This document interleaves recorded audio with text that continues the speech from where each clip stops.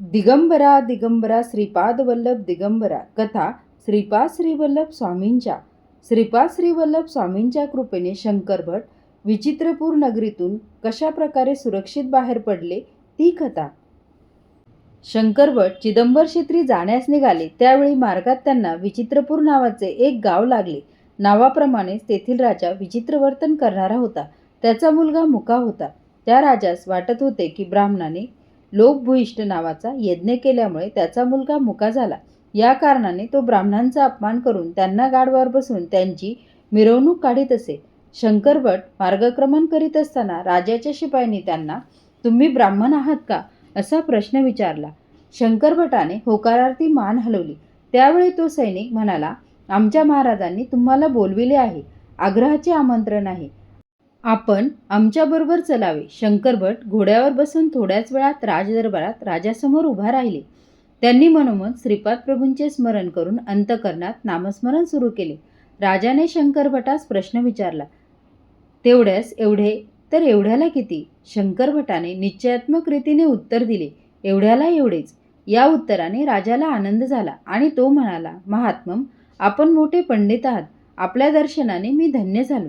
दुसरा प्रश्न मूकभाषेसंबंधी होता. राजगुरूंनी शंकरभटास 2 बुटे दाखवली आणि खुणेनेच 1 का 2 असे विचारले. शंकरभटास वाटले की ते एकटेच आले आहे का सोबत कोणी आहे अशा प्रश्नाचा भाव आहे. त्यांनी 1 बोट दाखवून आपण एकटेच आलो आहोत असे कळविण्याचा प्रयत्न केला. यानंतर राजगुरूंनी 3 बोटे दाखवली. 3 संख्या पाहता शंकरभटास श्री दत्तप्रभूंची त्रिमूर्ती आठवली. त्यांना वाटले, राजगुरू तुम्ही दत्तभक्त आहात काय असे विचारित आहे. त्यांनी आपली मूठ बंद करून सांगण्याचा प्रयत्न केला की भक्ती ही गुप्त असावी.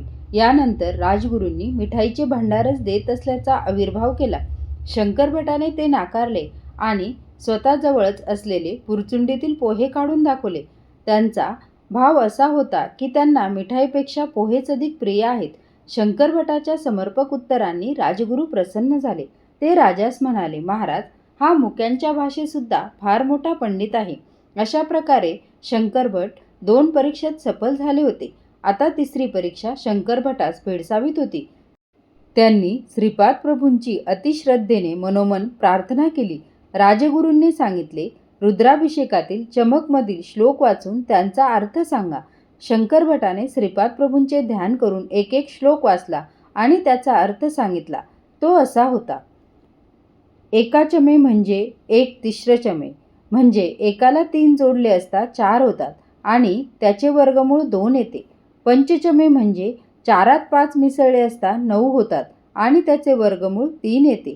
सप्तचमे वर आलेल्या 9 संख्येत 7 मिसळल्यास 16 येतात आणि त्याचे वर्गमूळ 4 येते. नवचमे म्हणजे वरील 16 संख्येत 9 मिसळले असता 25 येतात आणि त्याचे वर्गमूळ 5 येते. अशा प्रकारे शंकरभटाने चमकातील प्रत्येक श्लोक वाचून त्याचा अर्थ स्पष्ट करून सांगितला. त्याने हे जे सांगितले ते सर्व सृष्टीच्या परमाणूचे रहस्य होते. ते कणाद ऋषींना माहीत होते. परमाणूच्या सूक्ष्मकणाच्या भेदामुळे विविध धातूची निर्मिती होते. शंकरभटाचे हे विद्वत्तापूर्ण वक्तव्य सर्वांनाच आवडले. राजाच्या सर्व प्रश्नांना समर्पक उत्तरे दिल्यामुळे आणि श्रीपाद प्रभूंच्या कृपेने शंकरभट सुरक्षितपणे राजदरबारातून आणि विचित्रपूर नगरीतून बाहेर पडले.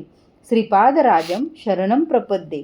श्रीपाद श्रीवल्लभ स्वामींची ही कथा आपणास आवडल्यास व्हिडिओला लाईक करा, चॅनलला सबस्क्राईब करा. धन्यवाद.